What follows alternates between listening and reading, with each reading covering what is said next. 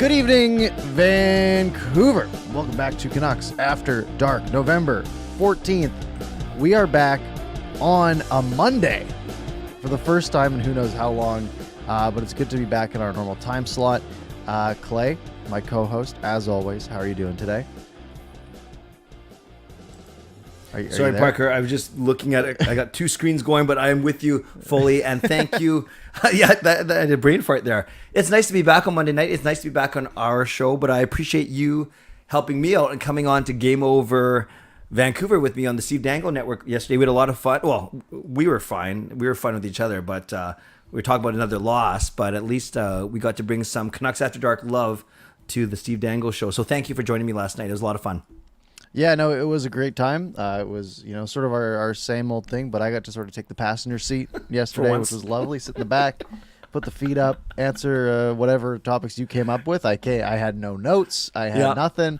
I just had a lousy Canucks game to talk about, which I'm getting used to at this point. So I'm getting pretty good at talking about Canucks losses, I think.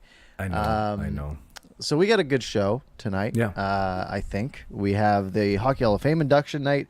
Was big tonight, so we'll have some good, maybe some reminiscing, some happy talk for a little bit, maybe 15 minutes or so, and then we'll talk about the pain and the misery of being a Canucks fan, and the whole coaching conversation, and who's going to take the reins, when's that going to happen, all this just garbage that's going on with the team that's won 4 games in the first month of the season, and is on, what did you say yesterday, 56-point pace? Yep, 56, man.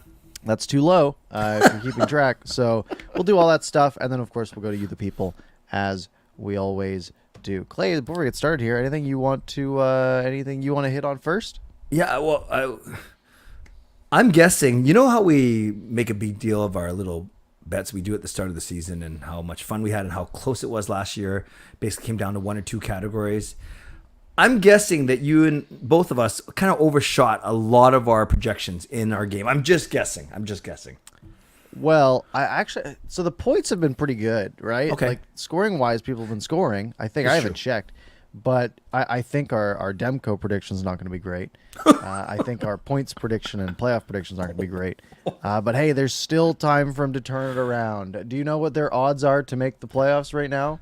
Well, okay, I did know that after they actually won a couple of games, it got as high as 30-something. Yep. Then I presume it dropped down to 10 to 15? 19. They're still in it. It's not over yet. Although I don't know if any teams played tonight that would impact that, although it's kind of in the Canucks' hands at this point. Yeah, Calgary beat LA, I think. Calgary won. Yeah. And that's kind of it. So, yeah, no, it's pretty bleak at this point, 1-5. You don't love those odds. So yeah, we'll get to the sad stuff. But we're going to start with the happy stuff, right?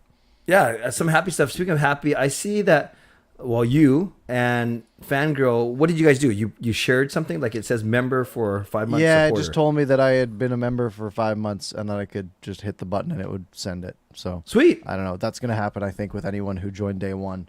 They'll have that option to do that today. So Hockey Hall of Fame? Yeah, Hockey Hall of Fame. So tonight, there were, I'm going to butcher these names because I know I can say Daniel. So 4 former NHLers and Daniel Alfredson, the 2 Sedins, and Roberto Luongo. Then you had in the builder category, what was the name? I should know this. I didn't watch it.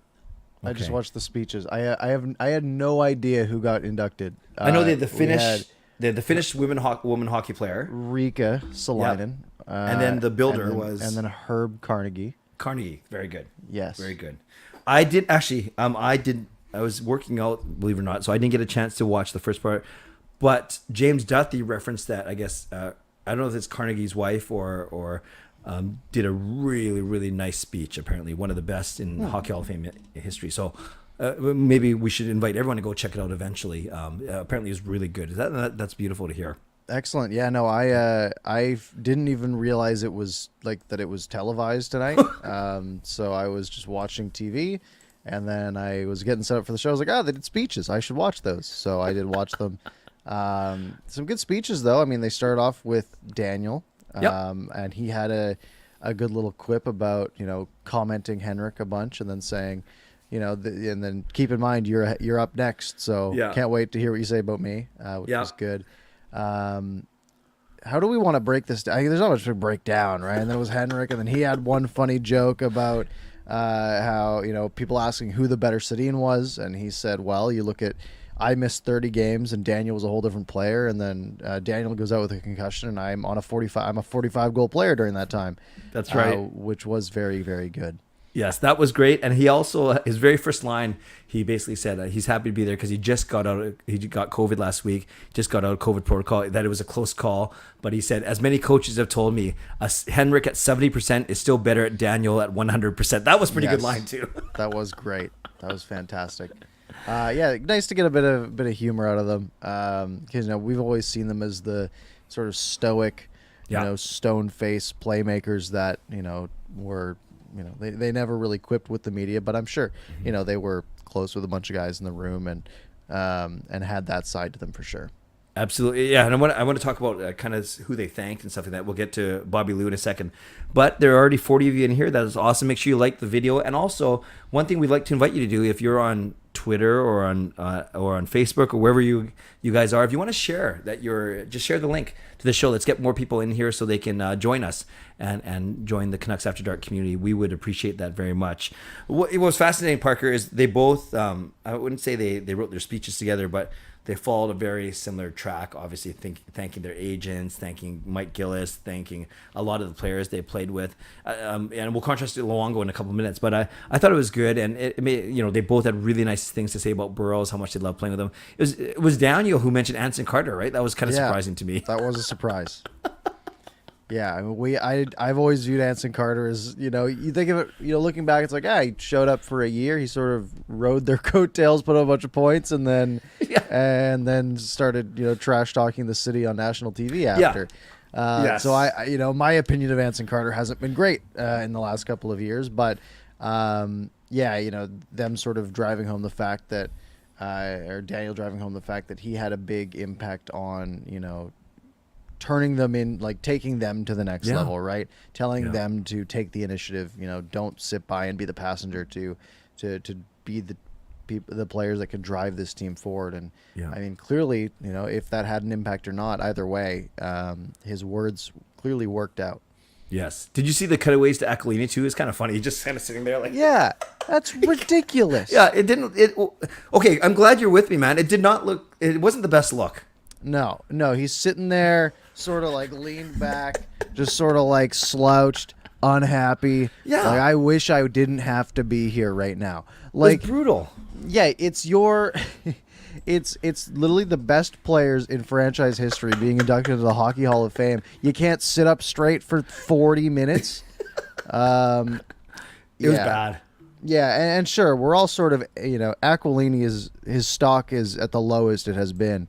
Right. In this market right now, but man, it's just such a bad look. And maybe they chose that time to cut away, like maybe lean back for 2 minutes then sat back up, but man, like, don't give them the opportunity to make you look like that. Yeah, it was not great. No, it was not great at all. Yeah.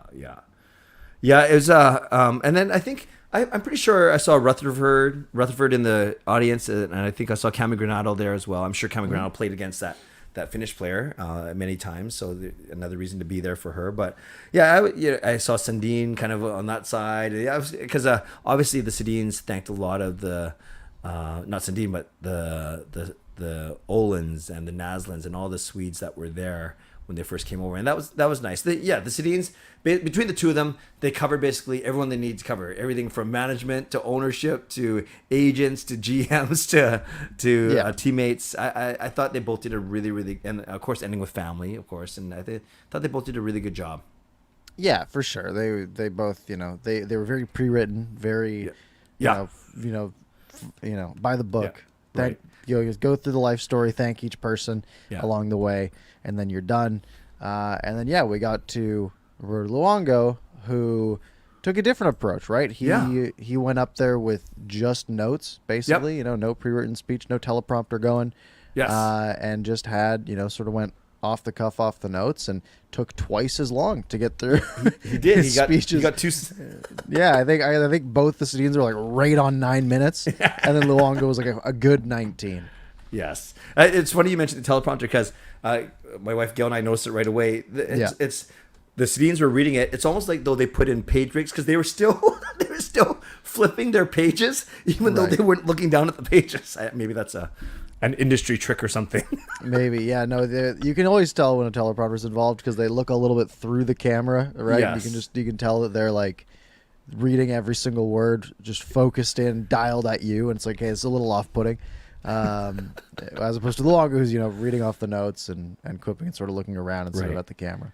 But you're right. Not only did Luongo take a different approach in the way simply he prepared, or at least he appeared to have prepared, but he really started from the beginning of growing up with his brothers, playing hockey in the basement, beating each other up, moving away from his family, billets, getting drafted, all those things. And it actually painted a really nice picture of all the people that are involved in one's career. And I think that was really nice to hear from a guy as down to earth as Luongo to recognize all those people, even his buddies, who he said half of them are still, single and living at home, which I thought was a very funny line. Yeah. But Luongo was great, and I think I loved Parker how he started off. The very first thing he said was he looked at Henrik and Daniel and said, as soon as I got the call, I asked if you guys were in too because I wanted to go in with you too, and I thought that was pretty cool. Yeah, it was very endearing. And it does sort of paint a picture, going back to 2011, and you get that bit of contrast with what we're seeing now and all the talk about, the lack of culture and the country club vibe or whatever that is. And you contrast that with, the talk about culture from Henrik and Daniel. And then you have, Luongo, immediately saying, I hope I am going to have, share this experience with these two people who I'm very close with, who I played with for 8 years of my career. And that was, it was very endearing and nice to hear. Yep, absolutely. And then I love how also that Luongo, he didn't necessarily mention any teammates either in New York, Florida, or Vancouver, except for his goalie partners. And we know that the goaltending world is so tight. They're different animals, different breed, the way they prepare, the way they're superstitious. So I thought it was really great, especially he mentioned everyone from Danny Sabrin to of course Corey Schneider, who he gave a lot of love to. I thought that was a really nice touch as well. Yeah, no, it was a great speech the whole way through. Very heartfelt. It was nice. The amount of focus that was sort of on the Vancouver side, right? I mean, his best years were in Vancouver, right? Even though he spent a little bit more time in Florida, I think. Yeah, that's right. Not by a lot, but a little bit. And of course, he's in Florida now. So yeah, it was a great speech. Great all around. Nice to sort of get that sort of bit of closure on each of them. And then I guess it's unfortunate that Hall of Fame game for the Canucks isn't for another 2.5 weeks, but I guess it's against Florida, so it makes sense why they do it then. But it would have been nice if they could have tied that all up, sort of in the same weekend or something. But that is a really good point. And I know, Parker, you and I were talking about this just before we pressed record. I tweeted what we were talking about. Is I said about an hour ago, I said hope that the current Canucks players, especially those to be considered the core, listen to what Henrik, Daniel, Roberto had to say tonight, because they played with commitment, heart, pride, and a relentless drive to be better every day, and that's why they're Hall of Famers. And I wasn't trying to get likes or whatever. I was just simply saying the PDs and the Horvats, Millers, Demkos, Besters of the world. I really hope that they listen and were inspired by it. I'm not at all saying that they're going to turn it around now and this was going to be the turning point. They might lose a few more games still, but how could you not at least be inspired by that, then thinking about your own career, and if you aspire to be a champion or a Hall of Famer or whatever it is, that's what it takes. And I know we're going to get into this. That's not what we've seen so far. No, and there was the thought around Bieksa, the same thing, right? Yes. When Bieksa was in the room, we were like, oh, maybe this will please let it have some sort of impact on the team and how they how they are just as a group, and it didn't, right? I mean, we saw one fun game, that Anaheim game, which feels like so long ago at this point, because it really is, right? I mean, when was that game? That was like over a week ago. The last, that was November 3rd. Yeah. So 11 days ago, the Canucks have won once since then. So yeah, it's clearly it didn't hit, and it hasn't looked like it either on the ice. Yeah. I'm gonna pop quiz you, Parker, only because I have a point for this. Name the 4 teams the Canucks have beat this year. All right. Well, that's definitely Ottawa and Anaheim. Yep. Because we just went over those two, and then Seattle and Pittsburgh. Very good. Oh, very good. You nailed it, as you should. Not the strongest teams in the league. No, right? We checked on this last week. Pittsburgh is still losing a bit. They've won a couple games. They're 6-6-3, right? They're struggling for who they were expected to be, right? Yeah. They beat Ottawa. We know Ottawa's not good. They beat Anaheim. We know Anaheim's not good. Yeah. And Seattle has been better than expected, but still a team that, coming into the season, the Canucks were supposed to beat. So, yeah, no, it's they've lost a lot. Yes, they have. There's not much else to say. Yeah, and man, I know we're going to talk about the 2 games on the weekend because we should at least reference those. But you look at the rest of November, it's not easy. I think there's a Buffalo, which they're good. There's a Vegas. There's a Kings. There's a Colorado. Isn't there Tampa? I don't know. I know there's it's pretty bad. I would say there's one game for the rest of the month that the Canucks might be favorited San Jose? And that would be San Jose. Yeah. That Buffalo game's in Buffalo. They'll be the underdog there for sure. Yeah. And then they're at home to LA, who's been good, Vegas, and then they're on the road in Colorado. Yes. And Colorado's been bad to start, and the problem is bad for them is 8-5-1. Right? Like they started off really slow, and now they're on a tear. So the Canucks are getting a hot Avalanche team. Vegas has been unstoppable. And then, that San Jose game, they might be the favorite in, but it is in San Jose, right? Very reasonable that the Canucks would be the underdogs there too.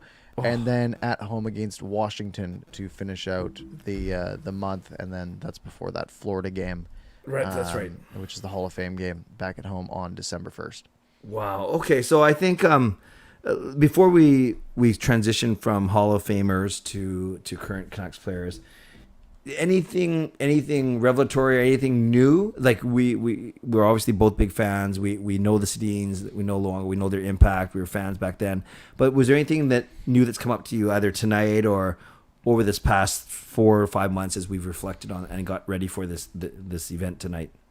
Yeah, not really. I think this event, the ceremony didn't mean much to me, right? Yeah. Like the speeches are nice and everything, but for me it was the fact that they got in, right? That was the moment that it got announced that they made it, right? The rest of it's sort of, it's the stuff that has to get done, right? They got to do their speeches, all that stuff. But I think that game on December 1st will be big.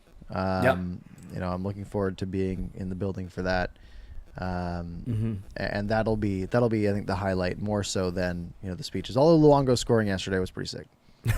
Yeah, and that's great that we'll both be at the game that night against Florida, which is pretty cool. Wow, yeah, no, I agree with you. Luongo's always been my favorite player, and obviously have a huge respect for him and what the Sedins. They referenced it, but I think it was kind of overlooked a little bit how much they did in the community. I think they mentioned it in the video tributes and stuff, but Luongo and the Sedins were mainstays in Vancouver community and charities as well, and I think that's another reason why they are so revered here in Vancouver. Yeah, absolutely. Yeah. Right. There's nothing to dislike about any of them, and it makes it really easy to root for them. And good that they got in. But now we have to talk about the sad stuff. Yeah. So how many games have they played since we were on? We did Wednesday last week, right? So just 2. The 2 weekend ones.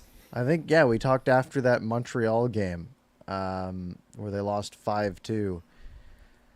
Yeah, so they played Toronto on Saturday, and they blew a 2-goal lead. Yep. Any thoughts on that game? A few big spotlights. Jim Rutherford's there, Patrick Alvin's there, Cameron Granado's there, Hockey Night in Canada, Spencer Martin gets the start. Big all this talk about the hoopla around the Hall of Fame and all this talk about are they going to meet with Horvat's agent who lives in Ontario while they're there. Apparently they didn't. But just the national stage of Hockey Night in Canada and the Canucks. yeah, I wouldn't say they escaped with a 2-0 lead. It's not like they weren't the superior team, but they weren't inferior. I think it was a pretty even first period, but they came out with a 2-0 lead, and everything looked great to start, but it was just a matter of time. You can't keep Austin Matthews. Well, if you don't check him, you can't keep him off the score sheet. Yeah, it turns out giving Austin Matthews 30 feet of space at the top of the circle is not a recipe for success. I didn't see what happened on that goal. That was a power play goal, right? The power play goal. The entire Canucks team was in the corner. Like, I think 2 guys were in the corner, 1 guy was on the wall. Like, it was. So how does the forward, Parker, that's supposed to be on that side, even if he shades a little bit to the middle, why is he in the corner? Well, they don't really have sides on the penalty That's right. kill, That's right. The forwards sort of stack, right? And they end up just on top of each other at the top of the slot, like we talked about yesterday. I can see how they might get confused and both think they're the ones supposed to go to the wall, or, it happens sometimes where you have one guy going to the wall and like you think he's winning the battle, and you see like, that puck is about to just come out a little bit, and I'm going to just swoop in and take it, and then you are completely out of position if you're wrong, and it's a goal the other way. Canucks looked good, like fine in the first period. It was an even first period. You had the Horvat tip. You had a nice Miller shot, actually unreal Miller shot. I still don't know how it went in. They showed that one angle from like Miller's perspective. Yes, it's like he looks like he shot it through, like literally phased it through 2 bodies and then in. So that was cool. And then they come out in the second period and they are completely asleep at the wheel. Second period, they're outshot 17-10. Yeah, Toronto's a good offensive team, right? You can't allow 17 shots when you have guys like Jordy Ben taking those shots. Then you're going to be in trouble. And of all the 2 things that you can always, it sounds like we're being sarcastic, but it's proven time and time again. I know what your 2 are. You know already? Yeah, well, I know your first one's related to that, but I think I know the second one too. Okay, well, I was going to say we can't beat a goalie that's never heard of, right? Backup goalies. That was my other one. Yep. Very good. That's why we get or ex-players, ex-Canucks, and so it's not just like it's an ex-player who doesn't score that many goals. It's an ex-player who doesn't score. This is his first. Doesn't even play. It's his first game of the season. And why is he the one tapping it in beside the net? It's literally he's played. He's scored 26 NHL goals in almost 600 games. Jordy Ben has played a lot of hockey, and he has played his first game this year, and he scored. For the Vancouver Canucks, he played a total of 75 games. He had 2 goals. And he has half of that in his, how much ice time did he have? Jordy Ben played 17 and a half minutes and scored. Wow. Yeah, no, it's ridiculous. That Matthews goal, obvious failure by the penalty kill, which is the least surprising thing I've ever said. The second goal is a complete defensive failure in front, right? There's just it's just losing every battle, right? Like the puck is in front of the net for way too long. You have to get one stick on it and clear it, right? You have to just win once. You have to win one puck battle. And they lost every puck battle. And then the Jordy Ben goal, you just have Jordy Ben on the doorstep for a rebound. That doesn't make any sense. Just a disaster. A disastrous, 8 minutes for the Canucks, and then they just, couldn't pull it back out. Toronto shut it down. What was I going to say? It was either about the Engvall or the Ben goal. Were both of those, Parker? Oh no, I know what I was gonna say.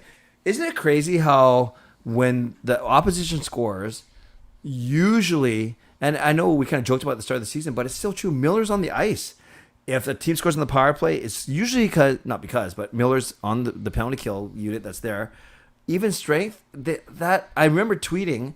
I said, please do not play Stillman, Bear, Besser, Miller, Mikheyev on the same line together, or the same shift together. Because the very first shift of the game, they were pinned, I remember, for a minute and a half, and then they were pinned on at least one or if not 2 of the even strength goals. They're so bad. Yeah, no, it is genuinely astonishing that JT Miller is out there for seemingly every goal against. He was a -2 that night, and he was on for both Canucks goals. One was a power play goal. so that doesn't count on your plus minus. Right. I am curious. I don't remember 5v5 Canucks on ice. So if he was JT -2, Miller. that means he was on for the 2. Yeah, no, he was on for every goal that night. So JT Miller at 5-on-5 had a expected goals for percentage of 13.5%. And what are you supposed to be at? 50. So he was on the ice at 5-on-5. The Vancouver Canucks were projected to score 0.3 goals and have 2 goals against. So a net minus 1.7 goals with him on the ice during just 13 and a half minutes. Keep that in mind as well.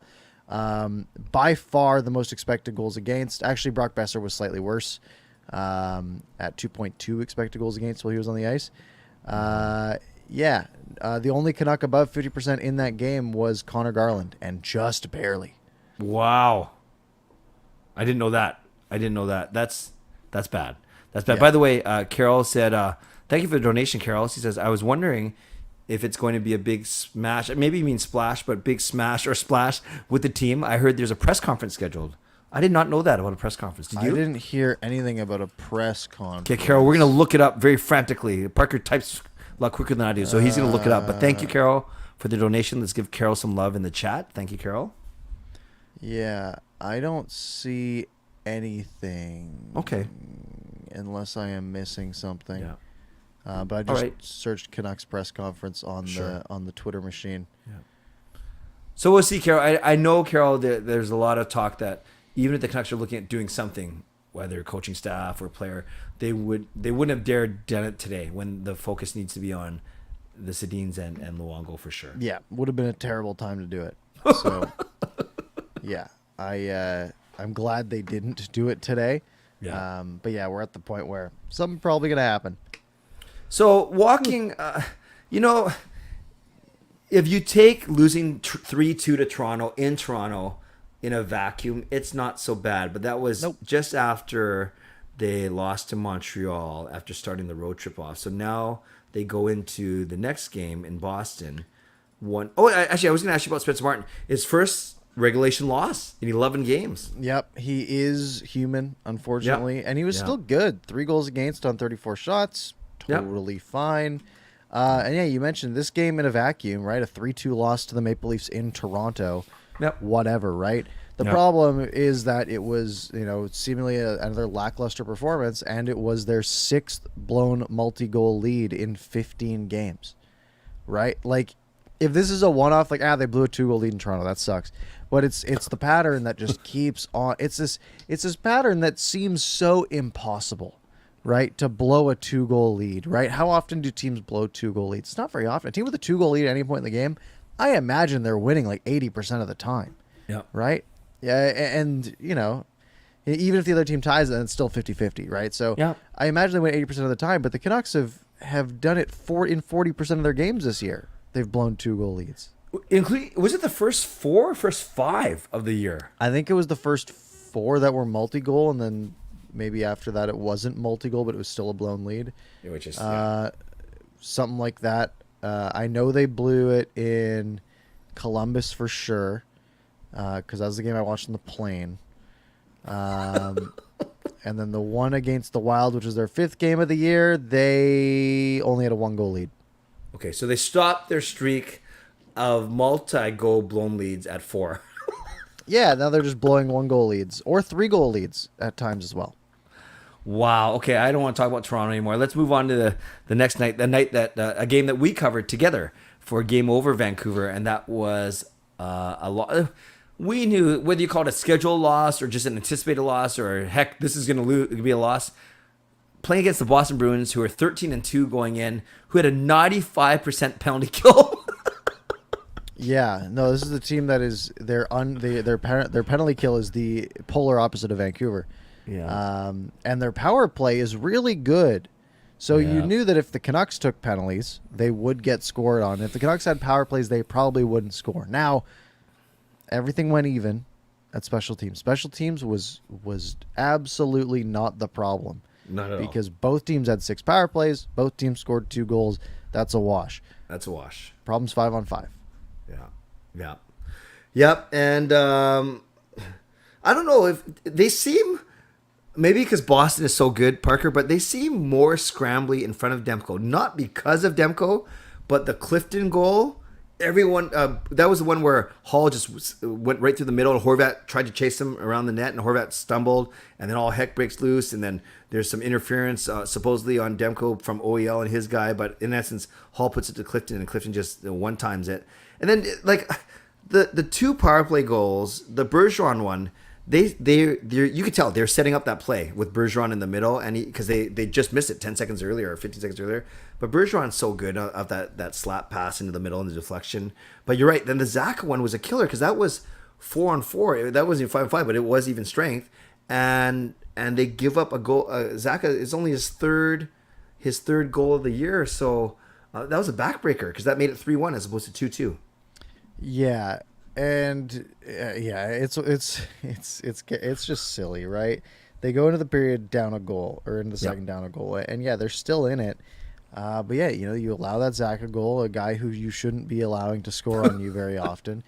Connor Clifton had the first one; it's only his second of the year. Oh gosh. And Brad Marchand has only played like 5 games this season, but he has 5 goals. Yeah. He's pretty good. He is pretty good. The thing is, analytically, the Canucks were fine this game. Mm-hmm. Right? Analytically, the Canucks were the better team, surprisingly. At 5-on-5, first period was even, analytically. And the Canucks were down 1, 5-on-5 wise, and in total. Second period, the Canucks were the better team analytically at 61%, and then 60% in the third period. The problem is, these numbers are so small because at 5-on-5 there was only about 40 minutes played. Right. So the second period there was only 12 minutes of 5-on-5 time, and in that time the Canucks were expected to score half a goal to the 0.3 of Boston, right? And then the third period 0.4 to 0.26. So there's such small gaps that there's lots of variance there. High danger chances 6-4 in favor of Vancouver. Yeah. I'll just say right now, 6 high danger chances at 5-on-5 in a game is not enough. Yes. Right? And sure, it's only 40 minutes, but like that means once every 8 minutes you have a real chance at scoring, which isn't great. Or I guess once every 7 minutes if my math is better. But it's the Canucks just weren't generating much as a whole, and Boston found some opportunities to score, those 2 goals that made the difference. If you take that empty netter away. Sure. If we talk about, so we did a pretty good job of breaking down some of the goals. I want to ask you about 3 personnel things. 2 of them are Russians, and one of them was on D. So Russians making news. Not their fault. Kuzmenko, healthy scratch, first time of the season. Podkolzin, after only playing 2 minutes at the 14-minute mark, gets in a scrap and that he lost a little bit. The other guy's a little bit of a goof, but I know we joked around yesterday. He just has a tough guy name. What, AJ Greer? Is that his name? Who, by the way, did you hear that he got like a stupid message from a Canucks fan today? Well, I noticed that message was from someone living in Ontario. So it could have been a Sens fan. True. But, pro tip for everyone out there, especially if your Twitter or your Instagram is your public name and photo. Don't go into anyone's DMs. Hey, you know what? Here's a really pro tip. Even if you are anonymous, don't go into people's DMs and use homophobic slurs. Don't do that. That's my hot take for the day. Shout out to AJ Greer for calling that guy out. I like him now. Why are all the Boston Bruins becoming so likable? That's what I've noticed, right? You saw that clip of Pasternak going up to Tage Thompson before that Sabres game, asking about how his wife's doing, because I guess was it Pasternak? I thought it was Marchand. Was it Pasternak? It was Pasternak. Okay, that's okay. I mean, no, it was Bergeron. It was those 3 are just all so good. Now I'm curious. Okay.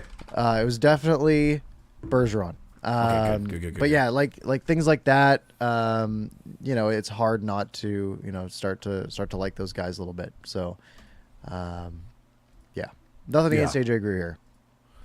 Yes, no, not at all. And so tell me what you thought about Kuzmenko being a healthy scratch first and foremost. I'm not too surprised. He's got. You look at this. And I said this yesterday. Look at the stats. He's got 11 points, 15 games. Why would you scratch this guy? Right? He's on like a 50-point pace, 55, 60-point pace. That's fantastic. but his ice time has been slowly dwindling and dwindling and dwindling. Analytically, the past couple of games, he hasn't been very good. Right? Maybe I'll use the Habs game as sort of to see if I can verify that. Yeah. Was I right or was I wrong? Expected goals, load, expected goals. Kuzmenko was second worst on the team at 5-on-5, right behind Jack Studnicka at 5-on-5 especially. And then, adding some power play looks a little bit better. But yes, yeah, it's he's been struggling a bit. His ice time's been dwindling. He only played 14 minutes the game against Montreal. I think that was lower the following night. He's only played 50 games in a season, something like that in the KHL. Could be a fatigue thing, could have some minor injury that, just like, hey, maybe I should take a night off and let it heal up because we got 2 days off after this. Things along those lines. But yeah, it sucks that he's not in the lineup every game. Would he have made the difference yesterday? I doubt it. Yeah. No, I'm with you. I agree with that. He, as we talked about yesterday, he doesn't create a lot of his goals opportunistic, and it's great. He knows where to go to get tips and deflections, but or one-timers. But yeah, he doesn't create a lot. So I agree with you, Parker. I could see why, if the analytics weren't in his favor, maybe they're looking for a bit of a spark. And I think it also had a lot to do with the fact that they put Miller on the wing. So now you need a center, i.e. Dries, with Lazar out. So now you have to go PD, Horvat, Dries, Oman down the middle because you have no other centers. If you move Miller to the wing, that means you have to bench a winger, basically. Yeah, and obviously moving Miller to the wing is the right decision. We all know that. There's no arguing. JT Miller sucks at center. Just playing, not, just the defensive half of it, right? It doesn't work. And then he puts up a ton of points when he plays the wing. Play him on the wing. It works better. The problem is, now you have Pettersson. Your centers are locked in, right? You have Pettersson, Horvat, like you said, Oman, and in this case, Dries. Yes. At least while Curtis Lazar is out. And now with Podkolzin out, now you need to fill in a wing spot, which you have Andrei Kuzmenko to fill in that wing spot. And then, so that means we'll probably hear of a call-up, perhaps. Only if Podkolzin's hurt. If he's fine, then they got to figure out who's playing. But yeah, right, yeah. And I imagine the fact that he didn't return yesterday, I have my doubts that maybe he's back in the lineup tomorrow. I don't think anything came out. Right. No, you're right. Over the course of today. So Podkolzin fights Greer, but it's funny. Well, not funny. That wasn't the first fight of the game because Kyle Burrows had to fight Thomas Nosek because Burrows. We didn't lay out Pasternak, but got a decent shot at Pasternak, and then Nosek comes and fights Burrows, and that was 8 minutes in. So then this fight, Podkolzin and Greer, was the second fight of the period, and Podkolzin didn't do so good. No. Yeah, he did lose the fight. Yeah. Unfortunately. And he was on the bad end of it. Yeah. So yeah, sucks that he might be out for a little bit. Hopefully he's okay, though. Sure. One other lineup. I know we talked about it yesterday, but not everyone saw yesterday's show with Game Over. So they they inserted the aforementioned Kyle Burrows for Riley Stillman. So ahead of Stillman and ahead of Rathbone as well. Good move, I think. He's better than those two right now. Yeah, Kyle Burrows should be in the lineup every game. Yeah. And he should be playing 20 minutes a night. Genuinely. He is far and away... he's like the fourth best defenseman at worst on this hockey team right now, right? Are you gonna put him below Oliver Ekman-Larsson? I'm not. Right? I think he's better than Ethan Bear right now. He's better than Ekman-Larsson. I think Quinn Hughes, Luke Shen are both ahead of him, and I think he's kind of on the same level as Tyler Myers on a good day. Right now, yes, a good day for Tyler Myers, not a good day for Kyle Burrows. I think Kyle Burrows is he played more than Tyler Myers did last night. Keep that in mind. Right. But Tyler Myers was in the penalty box for 6 minutes, so Burrows wasn't there for 5. So okay, yeah, there you go. By the way, Jaskrin's saying that Podkolzin did practice today. I'm actually searching through all my tweets to see. Yeah, I didn't see much, but that is good to hear. I saw a Murph tweet where he said the casual way that Podkolzin left the ice last night was seeing how his face looks now. Well, the young man is tough. So I'm assuming he's not looking too good, but I didn't see anything about him practicing. Yeah, I might have missed it. Yeah, at least the guys that I follow, the ones that usually tweet out, line combinations. Yeah. Yeah, wait a sec. It says November 14th, day off. The Canucks PR. That's why they didn't practice today. They had to travel. They traveled. Yeah, there's nothing about puck holes, and Jaskren's lying. Well, I wouldn't say that. Podkolzin, name your not Podkolzin. What are you talking about? Jaskrin, name your source. Source. Get your source out here, because I think you're wrong. All right. Anyways, yeah.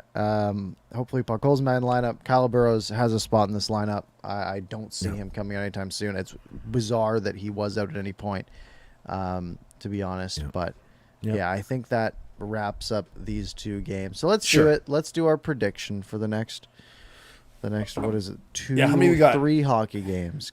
Okay, so I just it's funny. I love how we plan these things in front of everyone. I'm actually going to the Golden Knights game, Parker, on the 21st. So we will. This is our last Monday show. So we will likely good run. Yeah, we'll likely do Tuesday or Wednesday, but we will let you guys know for sure next week. Yes, we will let you guys know for sure next week. And keep in mind, hey, next Wednesday, Canada plays Belgium in the World Cup. What time? It's morning for us, 11 a.m. Yeah. Okay. So I will take a nice long lunch break. Soccer after dark. Yes. Canada after dark. Yeah, we'll talk about it if that show's on Wednesday, but hopefully it's on Tuesday or whatever. Or yeah, well, we'll figure that out. But we'll workshop it. So 3 games. 3 games at least. Canucks at Sabres tomorrow, 4 p.m. Canucks win, inspired by Hockey Hall of Fame. Canucks lose 4-0. Kings Canucks Friday night, 7 p.m. 2 days of rest between that one. Canucks win, avoid jersey being thrown on the ice. Canucks go down 4-2 in the third period. Jersey goes on the ice. Canucks come back and win anyways. Okay. Okay. This is good. I got to step up my game for my third prediction. Okay, so Vegas. Monday, 7:30, the 21st. Golden Knights Canucks. Another late Monday game. Oh yeah, what's going on? Yeah, they did that a month ago against the Hurricanes on the 24th. What did they have against Tuesday morning? That's weird. Yeah, that is weird. So yeah, Monday late game 7:30. Okay, I say the Canucks lose because Vegas players are used to being out late because it's Vegas. No, that's the worst reason ever. I think Vegas is playing really well. You can't take that away from them. So although I'm predicting wins somehow, I don't know why that I'm predicting wins in Buffalo and at home against LA. I say they lose against Vegas. So I'm going 2-1 over the next 3. I think they lose against Vegas too. Yeah. I am saying they go 1-2 with that one being in overtime against LA.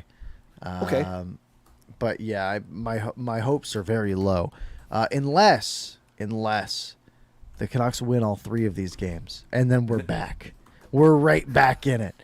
That playoff percentage is going to go from 19 to what? 29 minimum. Yeah, no, probably not going to happen, but it would be sweet. But hey, it's while we're here, let's just we're at that point, right? What are your? I know you're not a tank guy. You won't even say the word. I can't even say the word. Let's just do a quick lottery simulation while we're in November. Okay, fine, go ahead. The Canucks move up to spot 2. So look at that. How'd you find that so fast? What site did you go to? Tankathon. You can't even type that in, unfortunately. You have to send me the link. I'll click on it. San Jose moves up 4 spots to the top. It's nice to be doing Draft Lottery Simulator in November. All right. Okay, so if we allow the last 5 minutes, because we'll go to 11 o'clock tonight. So if we allow the last 5 minutes for the people, which is great. By the way, like the video. There's 83 of you in here. There's only 24 likes. Help us out. Hit the like button. Thank you. The last 5 minutes, I want to ask you. Go either way. Take one of these two. Do you think Boudreau survives this month? And or what kind of reaction are the Canucks going to get on Friday at home? And does the result of tomorrow night's game even make a difference in that? The month is an interesting time frame because that is That is a bit over 2 weeks from now. Yep. Oh, that's 7 hockey games with the chance for something to happen. 7 hockey games against 6 good teams. Yeah, there's a lot of chance for a couple bad losses, like either big blowouts or big blown leads. The Canucks loss that was the trigger last year was on December 4th. Yeah. I'm gonna say he doesn't make it to the end of the month. If Rutherford is telling the truth and he has autonomy, I think the end of November is. I think that's wishful thinking. Yeah, hold that thought, Parker, because it's a really good point that we talked about yesterday, and I want to bring it up. And GL Rebirth, thank you for bringing this up. I used to subscribe to this argument too. So I'm giving you props. I thought, there's no way that Aquilini, as cheap as he is, will want to pay Green's last year of his contract, Boudreau's half a year contract, and then hire a third coach. But we talked about this yesterday. Yeah, it came out that Rick Dhaliwal talked to Rutherford. Rutherford said he would, if the move is right, he would have no problem paying a third guy. And then someone smartly yesterday said, well, he could just name himself interim coach, and he's got a new guy, but he doesn't have to pay him. Yeah, and I think I mentioned yesterday that the whole paying 3 coaches thing is kind of bizarre to me. One, he could name an interim, right? Yep. If he wants to move Yo to that position, which isn't going to solve anything. It's not. It's just not. Hey, people aren't really high on him, are they? Like, no one likes him. No, because he's not really been a good coach anyway. He hasn't had any success. The problem is Rutherford says that, right? Yeah. He says that he has autonomy. But like I said yesterday, so has every GM/president in the entire history of this organization. And they have all said after the fact, well, no, there was some puppet strings being pulled from above. Mm-hmm. So I'm kind of, I don't know what to believe. I believe that Jim Rutherford believes that he has autonomy, but like, I don't know. Yeah, I don't think Aquilini wants to take that couple $1 million of hit because, that would impact his already $1 billion wealth. Yeah. Yep. That's it's so weird. Yeah, that's a really good point that you make. The fact that what we're talking about, $1 or $2 million on a what would you say 86? Like, what do we have at $85 million payroll? Yeah, team? their current cap is like $88.5 million when you take LTIR into account, right? Like, what's another 1 or 2? And sure, $1 or $2 million to us is a ton of money, but $1 million to a family that's worth billions, is nothing, right? Yes. It'd be like if someone told me like, hey, look, the Canucks are trying to make the playoffs. Their coach is the problem. Mm-hmm. And if we replace this coach right now, the Vancouver Canucks will be a playoff team, but we need you to pay $500. Right. I'd be like, all right, you know what? I'll take one for the team. Yeah, I'll make it work. I'll spend $500 so this team makes the playoffs. Sure. And then I'll spend more money on playoff tickets, and then everyone's happy. So if like, it's one of those things where like just the level of wealth we're talking about, like a couple $1 million, sure, if that's happening every year, it adds up. But I mean, if it's costing a couple $1 million every year for the next 20 years, let's say, still not really making a dent in his day to day. So, things like that it bugs me. Parker, how's this for some symmetry, or sort of? It wasn't lost to me that later in the month, we have that road trip that goes Colorado and Vegas. Remember last year in November, we had a road trip that had games in Colorado and Vegas. It was 2 weeks earlier. We lost 7-1 in Colorado. Then we lost 7-4 in Vegas. And then we came home. And yes, you're right. December 4th, we had that 4-1. We actually won 2 games before that. We beat Montreal and Ottawa. Then we came home and got blitzed by Pittsburgh. And then we went on that run of beating LA, beating Boston, beating Winnipeg, beating Carolina, beating Columbus, beating San Jose, and then having some games wiped out because of COVID. So, all to say, if you equate that to this year, we do have that little mini road trip against Colorado and Vegas. And then if you want to equate time frame, I'm just saying, yes, we have the game on the 1st, the Hall of Fame game, and we have no game on the 4th, but we do have 3rd and 5th this year, Arizona and Montreal. Also games at home.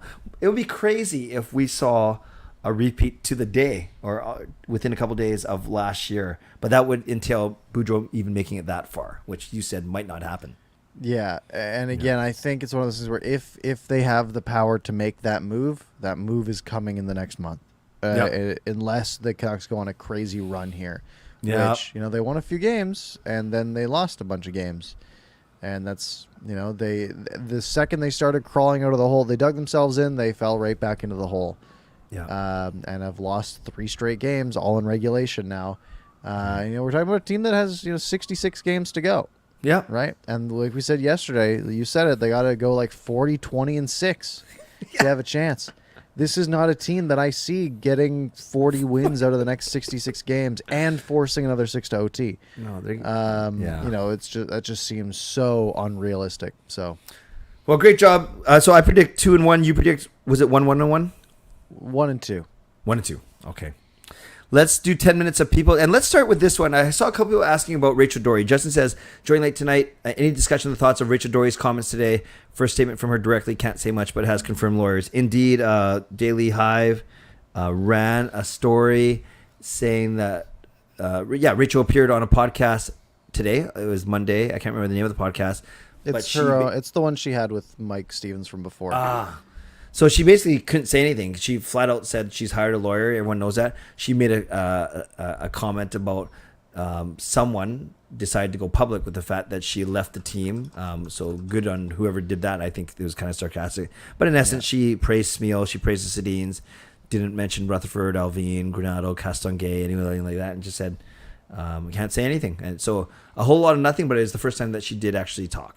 Yeah, and, there's so much vitriol on Twitter, and it's clearly because she's a woman, right? That we see so many people just spewing garbage in the comments. We don't know anything, right? Yep. Like you're gonna there's a bunch of people that are being just blatantly antagonistic because it's a woman, and they think that women are worse hockey minds or something along these lines. Things along those lines. We don't know anything. If she was wronged in some way, and she has retained a lawyer seemingly because she believes she was wronged, and if that is the case, I hope she gets some money from Francesco. It's one of those things where we don't know what happened. I'm sure it'll come out. We might hear some things about the legal matter when it happens. If she was wronged, I hope she gets made whole. And she said, she doesn't want to work in hockey anymore. She was just, I guess, so turned off by the whole experience towards the game. And at this point, I can understand why. If you believe that the industry is, sort of set on screwing you over, I can see where she's coming from. You know what I find fascinating, Parker, with all these things, whether there's Rachel Doerrie or anything, is I guess that's what Twitter is you find very few people, and I'm in this. I'm in the place where I actually don't know. I'm going to wait to see what happens. But I'm not a Rachel Doerrie fan, nor I'm a Rachel Doerrie basher. But kind of what you hinted, there's this one subsection of Twitter that because she's a woman and because we didn't get to see what she brought to the team, and there's all this conjecture about, she must be bad. Yeah, no wonder she's not going to get another job in hockey because she stinks. Like, how can you even say that if you don't know anything about what she does and you don't know the story? Yet there's another group that will defend every breath that she takes. And maybe some of those people know her and some people don't. I don't know. So it's kind of weird how you get both extremes, like you do with everything. And then I'm just kind of going down the middle, like I do a lot, because I simply don't know what to think, because I don't know anything. Yeah, exactly. And I think sometimes we're a little bit too rational for Twitter, right? Where the whole point of Twitter is to be, I have a take, and this is that take. Yes. So, hey, I can be as polarizing as I want because some people will agree with me. Yep. And maybe that would be good for us to do that a bit, but it just isn't who we are, right? It's not who we are. Yeah. It's a non-story at this point until things go on. Jaskrin says, because they're talking about the coaching, and when we talk about coaches and relieving Bruce Boudreau, people are like, well, what about his assistants or associate coaches? What do they do? So correct me if I'm wrong, Parker. I think Jason King runs offense and therefore power play. I think Trent Call, late of Abbotsford or Utica, he does defense because I always see him standing on the defensive end. So that means he does penalty kill. And I believe Mike Yeo kind of just floats and stands next to Bruce Boudreau. Correct me if I'm wrong. Is that how the three guys do it? I have no idea. Jason King's power play. I'm pretty sure Jason King's power play at least. That sounds right. I actually have no idea what any of them do. It's seemingly not enough. That's all I know. Yeah. You know, I met, I will stop dropping these. I met them at the Jake Milford tournament stories, but I met Mike Yeo. He was awesome. I even asked him about his Swick stinging tirade in Minnesota from a decade ago. That was the highlight. Yeah, and he did say that it was obviously a bit dramatic. Obviously, a way to send a message, but I don't know. He kind of chuckles about it right now. Here's a good question from Jaskrin that people wanted to ask. Parker and Clay, how would you handle the Bo Horvat negotiations? I'll let you go first because Jaskrin thinks you could be the GM of the Vancouver Canucks. I mean, are you gonna sign him? Like, I don't know, man. What are you gonna do? Are you gonna go tell him, hey, yeah, you know this team that really sucks and hasn't been good the entire time you're here? Yep. That's gonna change. So stay with us and take not too much money. If I'm Bo Horvat, my negotiations are, hey, you have to pay me $1 million more than anyone else is offering because I don't want to be here anymore. Yeah, I don't want to play for a team that is continuously mediocre. And maybe I'm a part of that, but maybe I'm not. And maybe if I go somewhere else, I will find success and have much more fun and be somewhere warm and be on a team that wins 45 games a year and makes the playoffs. And, you know, I like... What you're gonna have to pay him a lot. There's no hometown discount coming. Yeah. Right. Yeah. I mean, you've already sort of wronged him with signing JT Miller first. Yes. There's no way. I don't see a way out of it for the Canucks unless for some reason Bo Horvat is very set on staying. Yeah. But again, I see zero reason for him to be very set on staying. I agree with you 100%. If I was him, if I was his agent, I would say pay me $8 to $8.5 million. Knowing that you're not going to get it, then they say, sorry, we can't. Say, okay, then thank you. Get something for me. I think that's what's going to happen. I really do. Yeah, and I think that's totally fair. Yeah. Yeah. I'm with you. Let's do one or two more. What do you think of Besser's? What's wrong with the guy? Well, I mean, he had hand surgery. Yeah. But Thomas Drance loves him, by the way. Me and my brother always talk about how Thomas Drance always talks about how the Canucks have all these ineffective contracts and blah, blah, blah. He always defends Besser because he thinks he's like the best play driver on the team. Yeah. His underlying numbers are fine. Mm-hmm. He always does, like, he's... Problem is he doesn't have anything flashy anymore, right? Yeah. The problem is, you know, he was very flashy early in his career. You know, he's usually in the right spot. He does okay in board battles most of the time. You know, he wins board battles. He makes good passes. He makes the smart play a lot. He has just lost the ability to do those flashy plays, right? Whether it's scoring, 29 goals or scoring any goals. He's a consistent producer, though, right? Like his whole career, his first year, 55 points, 56 points, 45 points, 57 games. The shortened season, 49 points, 56 games. He was the bright spot of that team, the condensed season.